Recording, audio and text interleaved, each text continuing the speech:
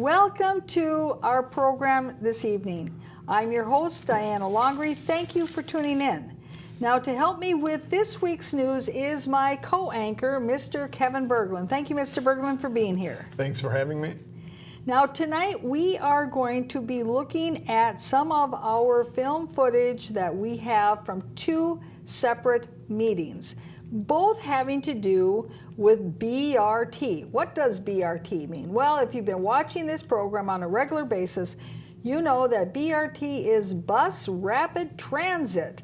We had the occasion of going out to Richmond, Virginia when the Rushline group of individuals went out there on their junket. There were 35 of them that went out on a junket out there so that they could determine what are the takeaways from the BRT in Richmond, Virginia that they could apply to the Rushline here in Maplewood, St. Paul, and White Bear Lake. Well, we are still scratching our head as to wondering exactly why they wanted to insist that the BRT there in Richmond, Virginia is like a sister project to the Rushline, since the Rushline predominantly is going in and through the backyards of people's residential homes using and decimating the Bruce Vento Trail, whereas the BRT in Richmond, Virginia is in a highly traveled main street of Richmond, Virginia, which serves a large state college university. Quite a difference. Mr. Berglund, before we get started with our film footage, comments that you have. And again, why they consider it a sister project, it certainly is going in a totally different environment. The one in Richmond, Virginia is right down the University Avenue Main Street of Richmond, Virginia, similar to University Avenue in St. Paul. But maybe all they wanted to do was hear what their PR campaign was about. It was how to get something through, how to push something that maybe, I'm not sure in Richmond if people wanted it. It's clear in Maplewood that in St. Paul that people don't want that bus rapid transit. They might go for a light rail, but I think that's the wrong route. The right route should be on a route that would be highly traveled, where there could be economic development. Right, a commercial economic development, not just saying that we're going to build voucher housing. They really twisted that. The Maplewood, City of Maplewood and Ramsey County have really twisted the word economic development in all kinds of contorted ways. They have spun it and then they've spun it again to believe that building voucher housing is economic development. For sure. Now, in some of our past reports, we have showed you our film footage of Broad Street there in Richmond, Virginia, and the bus lane and the route that the Pulse BRT travels.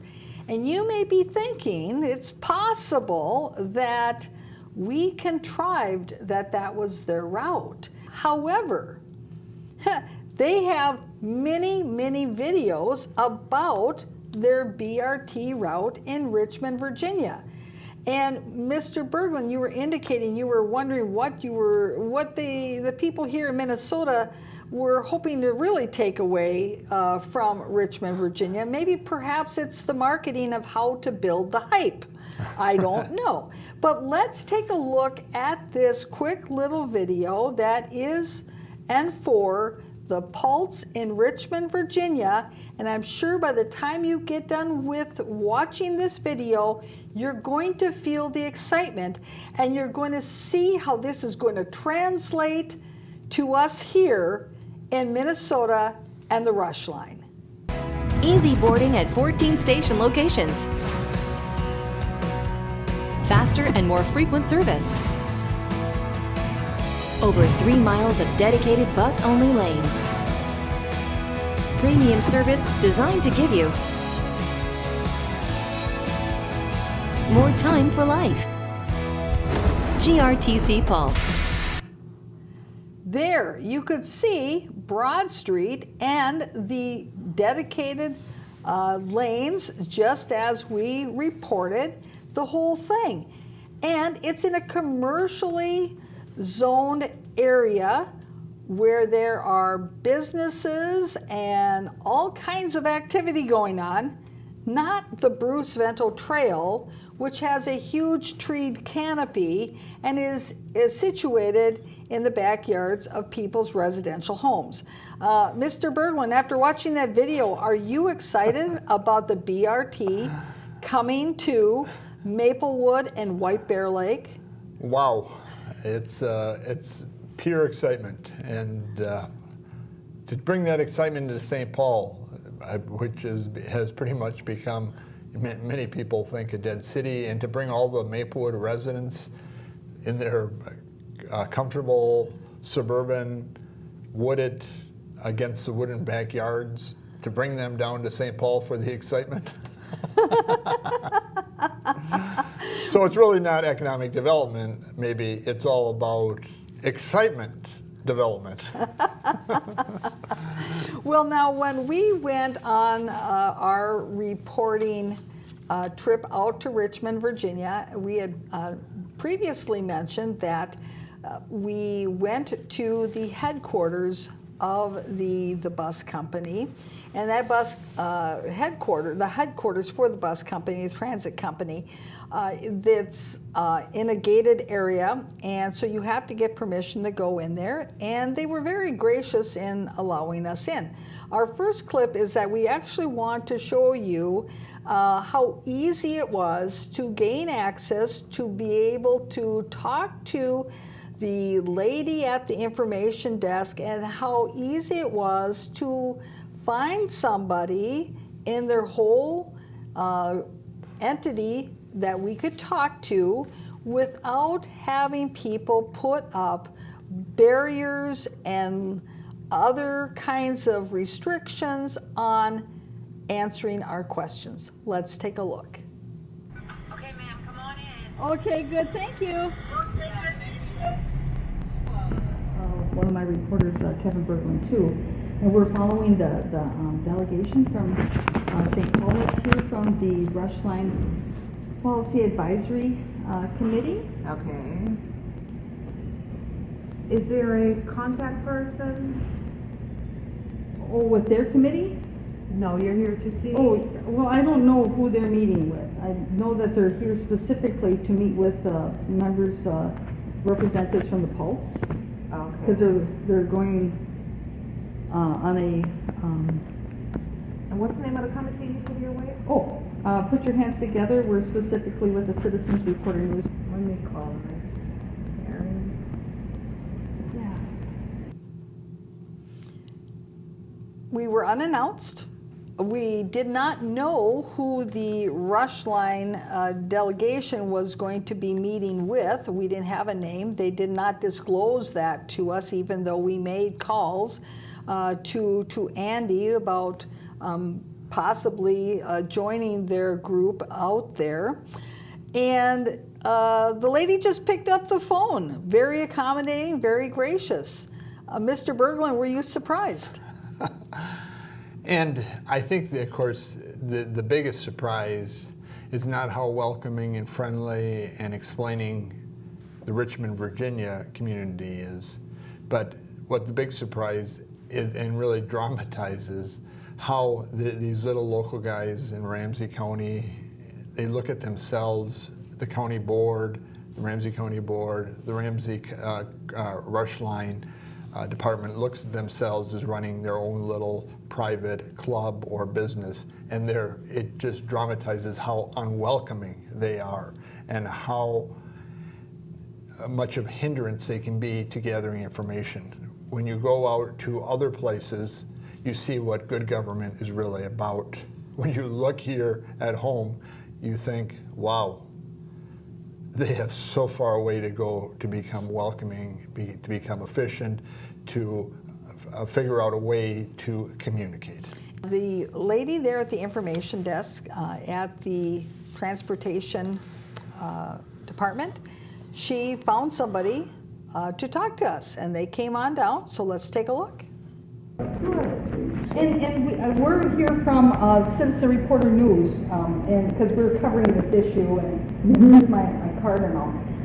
And so we were hoping to be able to get in on one of the presentations, to hear the presentation, because we've been doing research on it, looking at the parallels between the BRT that we have proposed, in our community, in the St. Paul, Maplewood, Whitetail Lake area, going through there, and looking at, some of the, because I know you guys just got an award not too long ago, right? Yeah. And what was the basis for that award, because those are good takeaways to translate to other programs. Now, the individual who came down to speak with us was Steve McNally, who is one of the project engineers who works specifically on the Pulse. And he was very gracious, and he sat and talked to us for a little while there in the lobby. So let's continue with our film footage. With a newspaper. That's right, a news organization. Right. Our parent organization is Put Your Hands Together Productions Incorporated. And we have 3 different news publications. One is the Citizens Reporter. Mr. Bergman here is from Local News Live. And then we also have off the record news besides. And we don't have anybody from So where's the Rush compared to St. Paul or to Minneapolis? In looking at the video in hindsight, it's actually ironic that Mr. Steve McNally is asking us about where is the Rushline in relation to St. Paul. Because as it turns out, the next day, the following day, he's actually one of the presenters to the group of people from the Rushline Advisory Committee and the Community Advisory Committee that are out there to look at the Richmond BRT. So I'm wondering to myself, Mr. Berglund, was this just a way to kill time to find out if we really were who we said we were, trying to figure out where the Rushline was in relation to St. Paul? Wouldn't you have thought he actually knew where his visitors were from and where their BRT is being proposed, since he is giving them a presentation on his BRT and how it is possibly the same as theirs? And I guess you could, somebody who's skeptical could say that he was actually playing us. I think actually this gentleman, a professional engineer on this public works projects, he was more interested in finding out really some information on what was going on in the location of how this was to be built. And what really it shows is it shows how Ramsey County Rushline runs up short, again communicating even with people outside the area when they're getting presentations from professionals. You would think that the person who is going to give the presentation just craves information, genuine information, not just campaign talking points, but real information on what's going on. You would think Vicki Reinhardt, Commissioner Vicki Reinhardt, and her gang with Ramsey County always points to everybody they should go to Rushline. I think it's rushline.org, and it's just full of information, but it's clear that even when other professionals investigate this, that website is so lacking clarity, so lacking information, they can't even put together, in my mind, what's really going on in terms of the Rushline, in terms of how it is to be developed and what is really emerging as its clear purpose based upon where it will be running. In other words, where they will be laying hundreds of tons of concrete for a bus. Right. That has to, who knows if they ever discussed that, because in Richmond, Virginia, when they went and developed the Pulse, their rapid bus transit, they put it down a road that has already been there for a long time. It's a regular road. They drew some white stripes down to make 3 miles, I guess, exclusively buses. and they added stations, but they didn't go and develop a whole brand new roadway where there never was a roadway before. And certainly not through an environmental nature trail like the Bruce Vento Trail. And of course, that trail has Bruce Vento's name because Bruce Vento was considered one of the nation's top environmentalists who was an elected public official. And that trail was there in dedication of his service. That was before all this environmental stuff became hip, and this was the time when he had to fight the battle to put the environment in its top place and set it as a top priority. But of course, that's being completely overlooked by all these Ramsey County pitch guys who are just interested in developing this. It's more like a campaign. It's the arrogance of what's going on in Ramsey County from the executive director of the, Andy Gitzloff and the communication department. We don't really, it seems as if we don't even really care if this has any purpose. All we're going to show you is that we can push this down.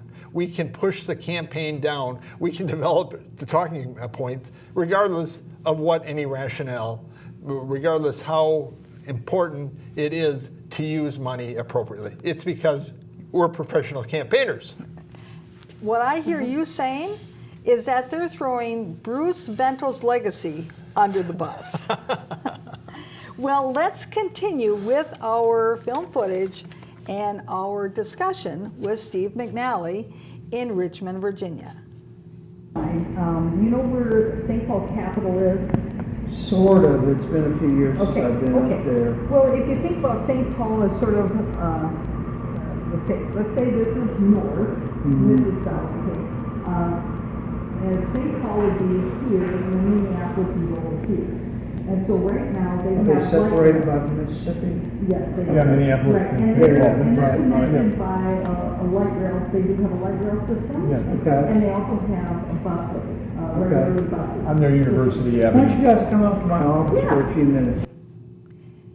I do believe that he was truly interested in understanding more about the Rushline and its location and the route.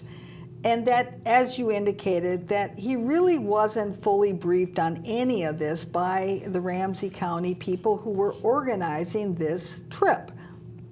Further on in our interviews with him, he was talking about other particulars about the Rushline, where he had heard that there was a dispute about whether or not there should be elevated platforms. And we told him that, quite frankly, we had never heard that objection from the people who are attending the meetings with regard to the BRT going up and down the Bruce Vento Trail. That not one person I have ever heard had an objection to the raised platforms. They maybe had an objection as to the location of the route, maybe the location of the stops, whether or not if it was something that was necessary, but not whether or not there should be elevated platforms or not. So to me, I wasn't sure where he got that from, if it was that that's what Ramsey County was feeding to him as one of the objections, or whether or not he saw that somewhere else. And of course, in my mind, the reason that a lot of this is occurring, this miscommunication, is because the Ramsey County public policy officials have no interest in being transparent. They say transparency is one of their core values. Of course, if you look at the record, you look at the facts, you look at the evidence of what they do, how other people respond to what they do, the level of information that other professionals have, much less all the citizens have, their transparency is virtually zilch. And when they do claim they are communicating, generally it's, I would term it kind of fake transparency. It's talking about something that is a small detail something that has already been established and something that they really don't want any comments on, or something that they know that the public already supports. Right, in other words, it's a lost leader. Yes, this Rushline, they have run into all kinds of opposition, run into all kinds of individuals against it because they believe it's the wrong route, it's the wrong placement, it's the wrong use of public money, and those are the issues. There should be a conversation. What did you guys find out about it? Well, we've been following their meetings, and they announced that they were going. One of the issues that Mr. McNally was curious about is how did we find out about the fact that the Rushline Advisory Committee members and the Community Advisory Committee members were going out to Richmond, Virginia to hear presentations by individuals who were involved with the Richmond, Virginia Pulse. He wanted to know, how did we find out about that? Well, as I was explaining to him, they announced it at their meetings, which we covered. Now, this brings us to that point, Mr. Berglund, that you brought up, is that, you know, how transparent is Ramsey County? Because the meeting that we found out about this junket out to Richmond, Virginia was one of those meetings that we showed up with a camera that we recorded, and if we hadn't have been at that meeting doing our film recording and reporting on the meeting content, we wouldn't have known that they were going to Richmond, Virginia for their junket. Let's continue with our film footage. Wondering, it stopped kind of at Willow Lawn Drive. That's correct. Instead of going apparently outside the city, and there were like major Willow employees. Drive is just outside of the city. That's Okay. actually in Henrico County. Henrico County is one of the partners on the project. Okay. Okay, and we've seen that just beyond that, though, it looks like a couple of major Like employers Alcea, which apparently used to of be. the Well, community. that is still, that is in Henrico County. Okay. You ought to see the city border there just, does Oh, I this see. kind of Oh, thing. yeah. So that's actually, I believe, in Henrico County, but we have a stop. That Staples Mill and Broad Street Yes. is that main drag right Yeah. there in front of them. And we have a stop actually, I don't know if you saw it or not, but we have a stop right there at the corner of that property. Yep, right, as you turn the we corner. saw the bus Right stop. next to the Right. hamburger Turn the corner. Yes, yeah, Yep. yeah, we Yeah, did see there's that bus one stop. almost a little bit staggered, but across the street as well from there Yeah. to eastbound. And Right. we did see that there was the bus stop there they're promoting in Minnesota, is that it's a way to get people to the big employers. Absolutely. On different ends of the route, Mhm. provided. When we were out in Richmond, Virginia, we went the entire route of the Pulse bus rapid transit route several times.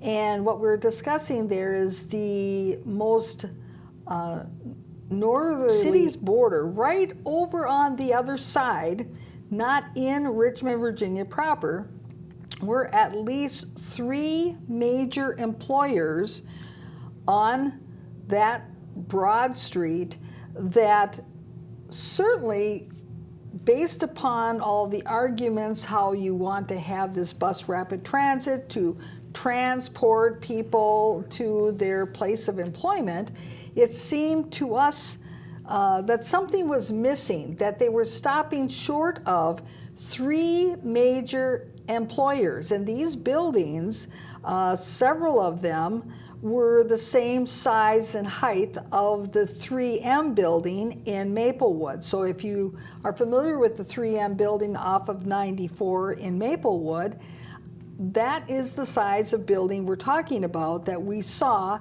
just outside of the city where the BRT did not go. There was a regular bus stop for the regular bus route, but not the BRT.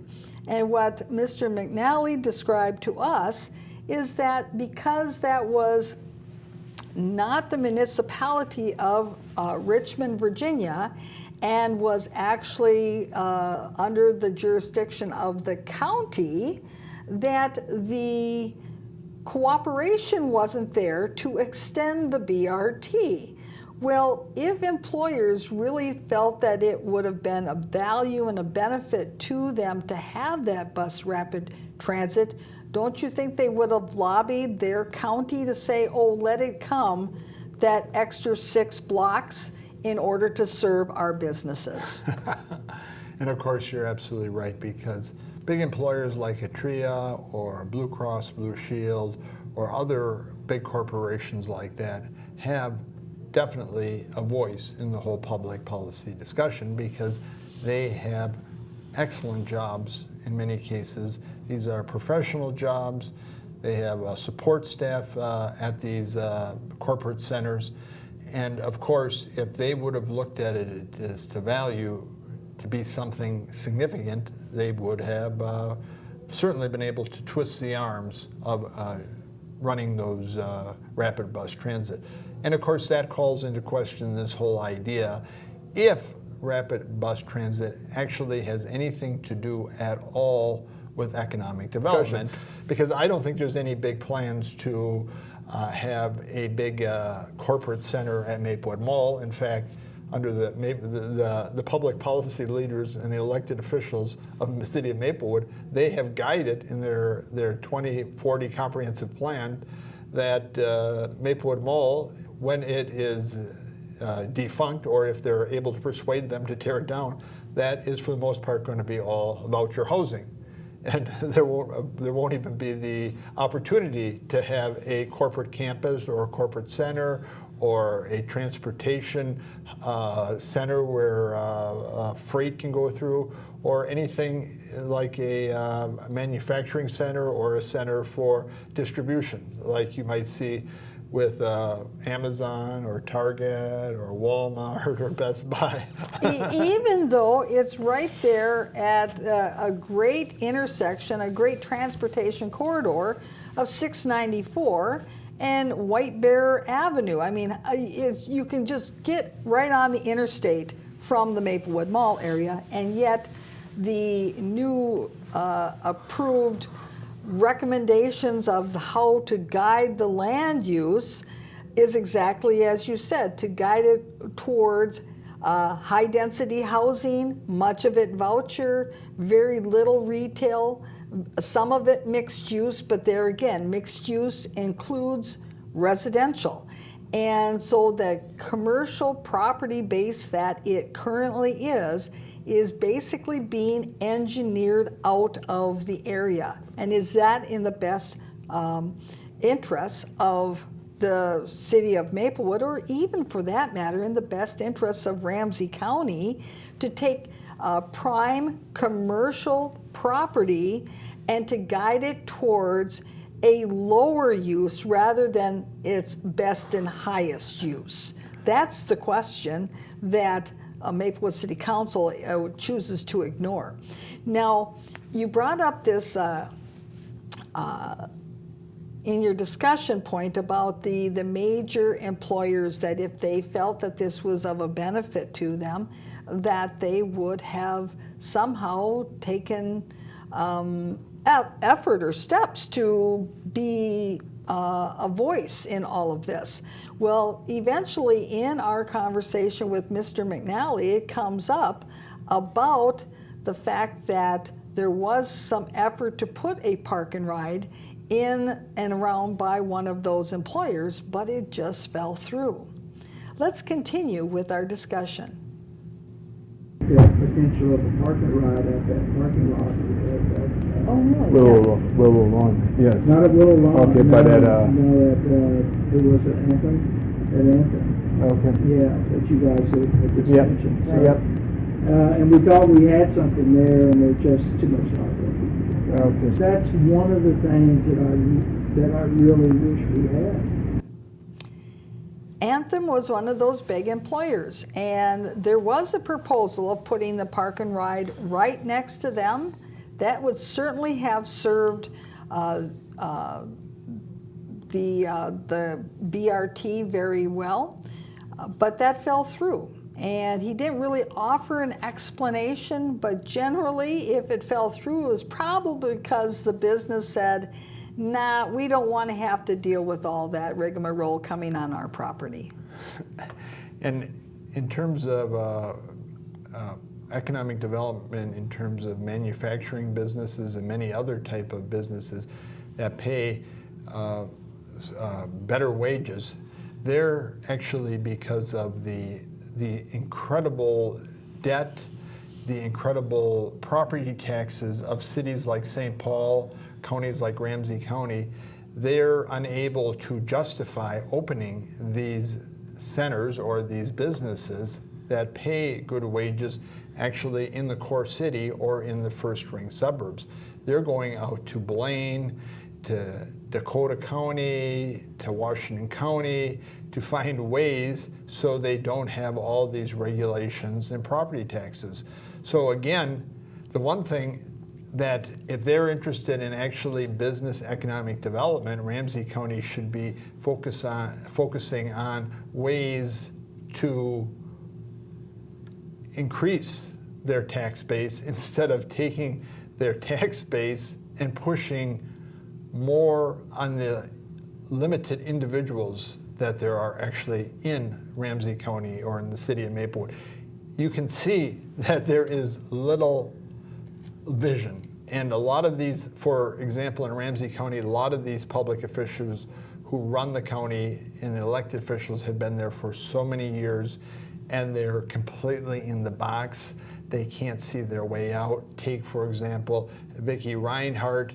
She, again, a lot of them, whether it's Vicki Reinhardt or Betty McCullum, believe this position is not a position of, these elected positions are not a position of advocacy for the public, but a position that they personally own right now. Now, we have a few more clips of Steve and our conversation with him. So let's take a look at our next one. Why we use that corridor, right? Right. We are addicted to that corridor. GRTC was, not so much now after the project opened. We were addicted to it for our east-west connections with over 20 routes. Right. We were the guys creating congestion on Broad Street. Oh, I see. Oh, the bus company or before the Pulse, and the Pulse is taking the congestion. In this part of our conversation, Mr. McNally made the acknowledgement that with regard to the bus rapid transit, the Pulse, going down Broad Street, that they were, as he termed it, addicted to that route.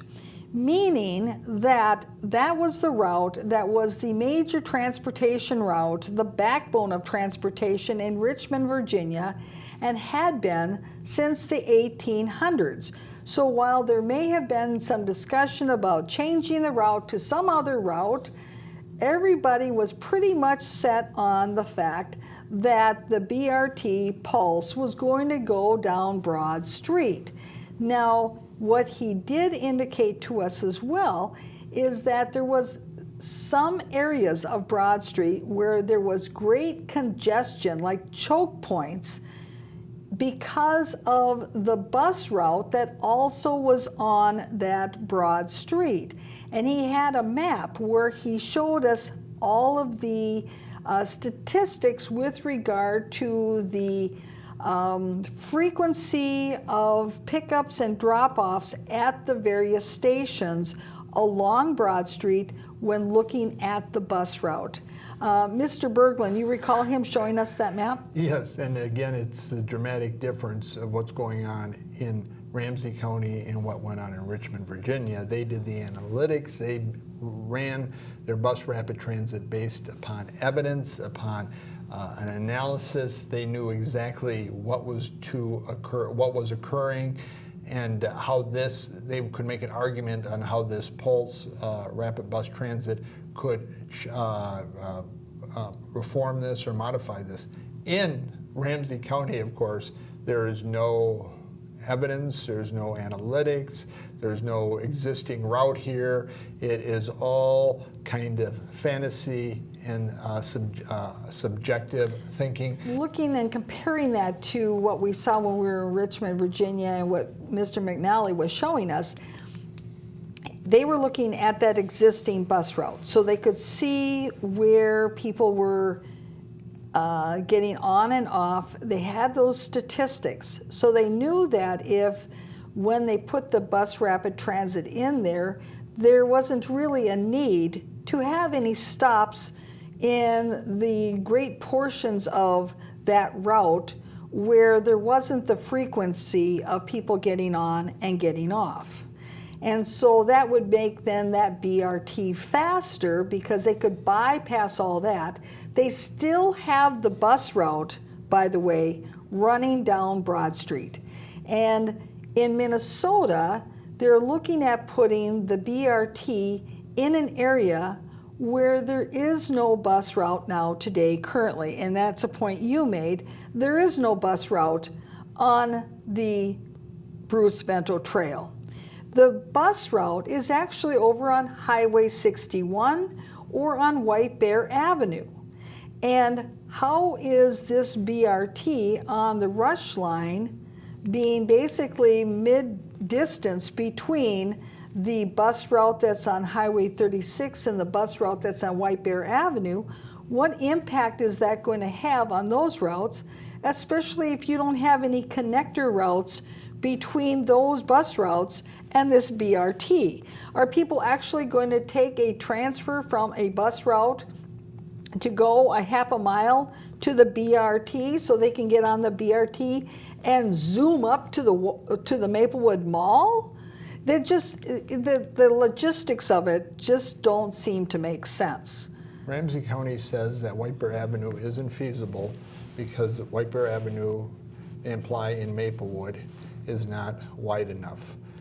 Again, they have the analytics, they have the analysis of the bus route on White Bear Avenue, so they can go and look at all those pickup spots and their choke points. But if you look at the road, Broad Avenue in Richmond, Virginia, it seems, at least at a casual glance, you would have to look at all statistics that it says White Bear Avenue is very similar in proportions. And if they can run a successful bus rapid transit, and they claim it's successful in Richmond, Virginia, down that street with more congestion than far more congestion than White Bear Avenue, they could definitely run the Pulse down, or they could run a bus rapid down White Bear Avenue without any problems. So again, what I think Ramsey County is pushing is more misinformation, because they claim they looked at it as an alternative, but they quickly dismissed it without showing any analytics or anything. But they would have the numbers. They would have the numbers of how many people are being picked up on White Bear Avenue. And they could make their big argument for the case. Of course, what the real reason is on that probably is on White Bear Avenue, even though there's jobs which people could go to, because there's all kinds of businesses on there, that it's not a place that people are using the bus. So in other words, you're saying that the statistics on White Bear Avenue wouldn't have supported having a BRT going up and down White Bear Avenue. So that's why we'll just go take a route that is not tested at all, because then we are not held accountable, working against statistics that are working against us. Well, now that would be, that's fascinating. Now next we're going to switch over to our film footage from the Community Advisory Committee meeting that we went to that was in October the 30th.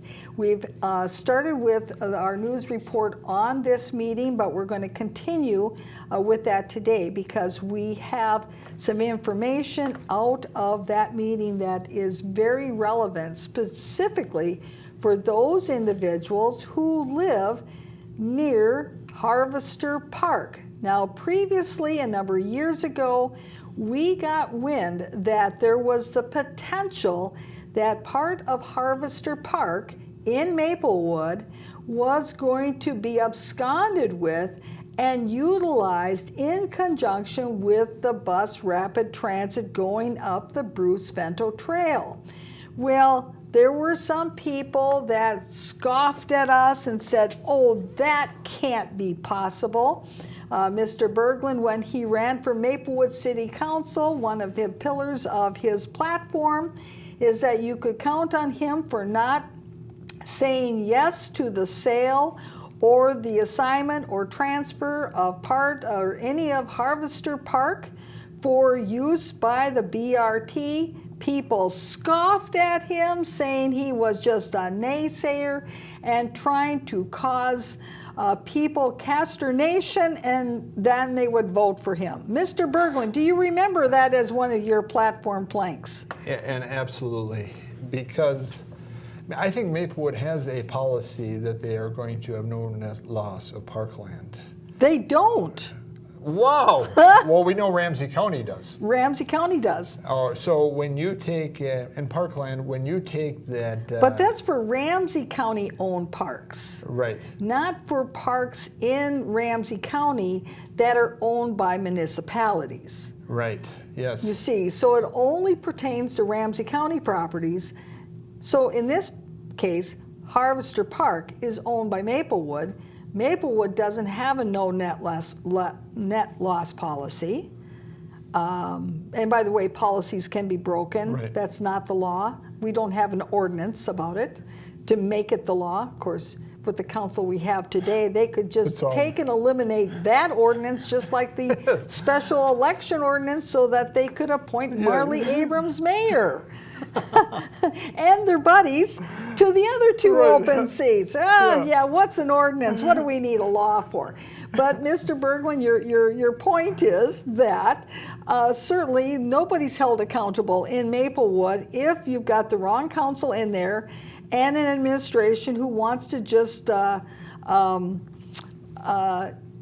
right over. Yeah. Run and even take parkland, and apparently they're just going to just give it to Ramsey County to put a parking lot on.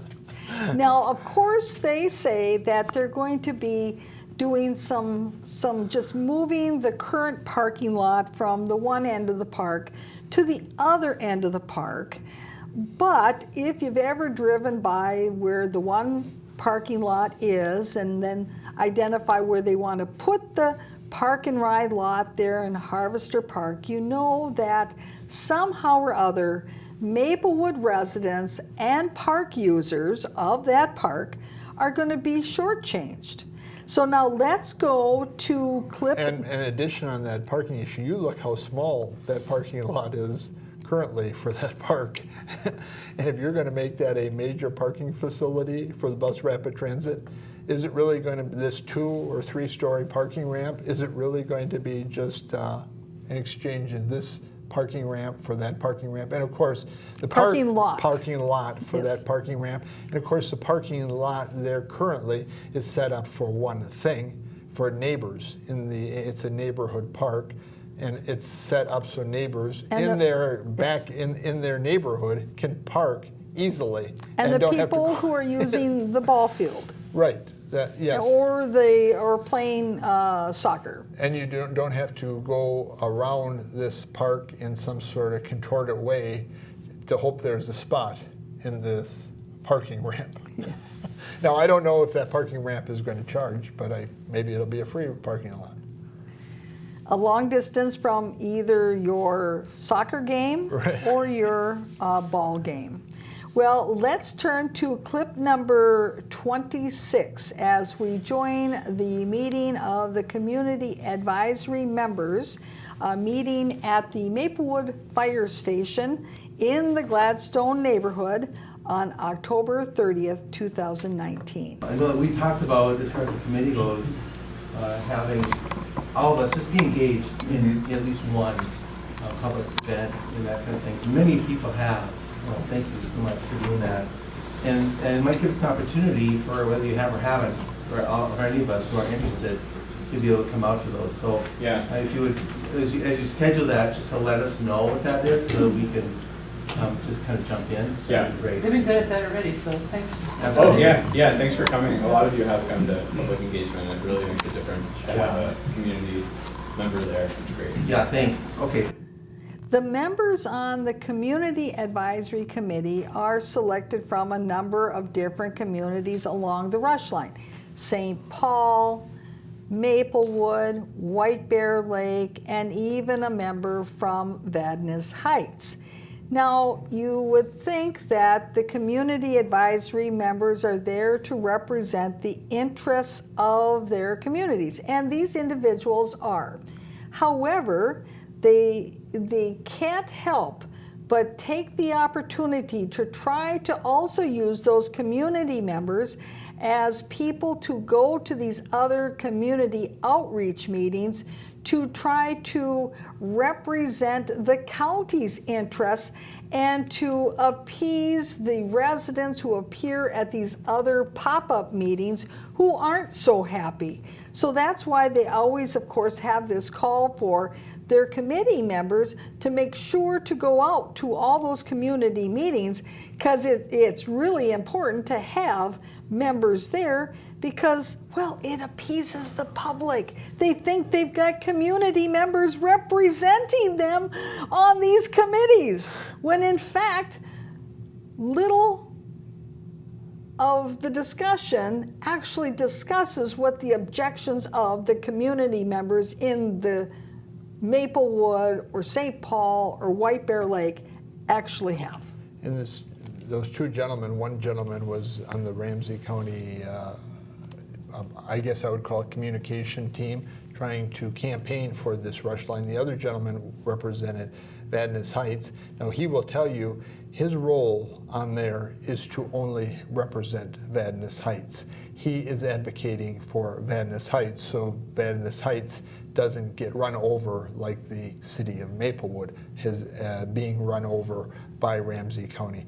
And he actually happens to be the chair of this advisory committee, but he will tell you plainly his interest is no bigger, no larger than to represent Vadnais Heights. So if he does go out to another community like Maplewood at one of these pop-up meetings, like you said, he is being used by Ramsey County to play the members, but he has no interest in bringing what he hears in Maplewood or in White Bear Lake back to this committee, because his representation is of Vadnais Heights, because he was put on this committee for Vadnais Heights. And of course, this campaign team in Ramsey County, running true to form, tries to mislead people and has devised communication to believe that these are officials who are out advocating for them. Let's continue as they proceed with their meeting. All right, so some other items that we're working through as a project. So one is release to Harvest Park in Maplewood. So the modeling that we're doing for the project, which looks at where is there demand for ridership, where is there demand for park and rides. It points to quite a bit of demand for park and ride ridership at the Highway 36 station, which is located within the Ramsey County Rail right-of-way, just at the southwest end of Harvest Park. And so we've been exploring different ways to locate some parking in this area to serve park and ride users to provide more access. What I find fascinating about his assertion that their data indicates that this is the spot where they would have a high demand for a park and ride, I want to understand where the statistics are that say, one, where are these individuals with these vehicles coming from? Where are they coming from? And when they park there, where are they going to? Because if they park there and they're going north, they are going north to Maplewood Mall, where the parking is free. So why would you park at a park and ride there at Harvester Park to pay to get on the bus to go north to a place that you could have just simply drove your car to and parked it for free. Same way if you went a little further north to White Bear Lake. It would be free parking. Why not just drive your car there? It's only a couple of miles away. So then that leads me to believe that all the people who are thinking of parking at the Park and Ride at Harvester Park are stopping there, dropping their cars off because they're going to go downtown St. Paul to work, which supports your theory that the majority of all of them are all involved with working for the government in St. Paul, because that is the major employer in St. Paul, whether or not if it's the city government, the county government, the state government, the federal government, the Metropolitan Council, the judicial government, the metropolitan government, the whatever other government there must be down there. I think, the Social Security Department government. I'm sure I'm missing some. There must be more. Workers' compensation government. Of course, that's a system. But it's part of a governmental entity, and people who are working for the government. So, your theory is that the whole purpose behind establishing and building the Rushline is to provide a transportation system for people who work for the government, so they don't have to pay for parking downtown. Right, and generally, if you work for the government, they will actually compensate you for your bus ride. I think many, Ramsey County and other government entities have a program for that also, for their employees, not for the residents, of course. Now, of course, with his Harvester Park, again, he makes claims about the parking demand there at this Harvester Park parking ramp that they want to build. And of course, there is no cost analysis on how much it costs to move a small parking lot to make a giant parking ramp in the corner. There's no statistics, like you said, on who's using it, why are they using it. It's just completely non-evidence based. It's just argument by, I guess, gut feeling. And we should remind our viewers that there is a park and ride lot not too far away, that if they had selected the route for the BRT along Highway 61 and the shoulder of Highway 61 and made that a dedicated bus lane for a BRT, which would cost a fraction of the cost of what it is going to be to construct a BRT route on the Bruce Vento Trail, that there is a park and ride in existence right now today that is being used right there on Highway 61, that they already have the property where they could, instead of having a surface lot, convert that to a parking ramp, just as they're proposing for Harvester Park. And of course, not only that issue, is there's the issue of you put a parking ramp in a quiet neighborhood in people's backyards in a park that is a neighborhood park and used for ball fields and soccer. How are you to secure that, to make sure that parking ramp is actually safe to use if you are to leave your car there for the entire day? That again is completely dismissed, completely neglected. No discussion of that, no community conversation on that, no acknowledging that might even be an issue. It's just issue on this Ramsey County Rushline. It's issue after issue after issue that there is nothing, despite which they claim they're having all these meetings. These pop-art meetings aren't a regular meeting where a group listens to a presentation. Most people look at that as a meeting. A group of people listens to a presentation, and in the ideal sense, this is not what happens in Ramsey County, or it does not happen in Maplewood. then people can ask questions or they can share their opinion so others can hear what the responses are, and others can take the responses and evaluate them. In these pop-up meetings, it's just one-on-one, so they listen to what you said, and if they respond, they can make up any story you want. There's no responsibility by Ramsey County public officials to actually be accurate, to be precise, to actually even give you real information. As a person attending a pop-up meeting, you have no way to verify if the answer that you are receiving is the same answer that somebody who asked that same or similar question earlier in the pop-up or at a previous pop-up, or even somebody at a later pop-up, the answer that they'll get, because it's not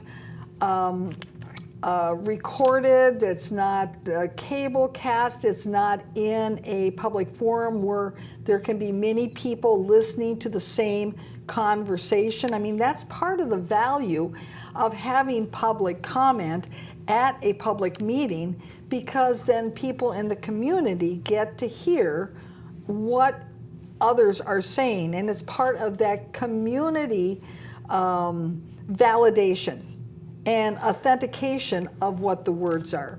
Now we have time for one last clip before it's the end of our news program. And so we've looked at some of the other quadrants of that intersection, and for various reasons, there's not a lot of potential to put a facility in those other quadrants. But in Harvest Park, there is an opportunity. So this concept that you're looking at is very preliminary, but it's currently under consideration as part of the project. So, and I think I did walk through this at our last meeting, but I just wanted to touch on it again. So the concept would be, so Harvest Park currently has a pretty large surface parking lot that you need to access through local residential. So they looked at the other quadrants of that intersection to see what other opportunities they were. And they looked at who owned the properties, obviously, and they decided, oh, it's going to be a whole lot easier dealing with Maplewood than the private property owners, because, well, Maplewood would just give us what we want anyway, so why do we even have to worry about dealing with the other property owners who might be a little resistant? Well, he said they chose the other ones didn't work out for various reasons. Various reasons. Again, he didn't go and well, various reasons. Let's hear your reasons, and then let's hear your analytics, your evidence of those reasons. And then he said, this parking ramp is very preliminary. Now, do you believe in a million years it's very preliminary? I guess he used also the word very. But when does it become not very preliminary? When it's actually built? And I can tell you that it is not very preliminary, because Maplewood now is adjusting what their Parks Commission priorities are, because the Parks Commission was to look at some other parks and the planning for other parks. Well, guess what? At the last Parks Commission meeting, this particular issue was put at the top of the priority list ahead of the other projects that they were supposed to be working on, because they want to, as the staff said, we want to make sure that we put together our plan in conjunction with this parking ramp so that we have a cohesive plan. So do you think it's very preliminary when they have moved the agenda of the Parks Commission to put this at the top of the list, and now they're going to be doing master park planning around this parking ramp? Right. It is not very preliminary. It is a go. Well, Mr. Berglund, we're at the end of our program. Thank you for being here today. Thanks for having me. And viewers, thank you for tuning in. We'll be here next week with more news and more film footage. Bye-bye.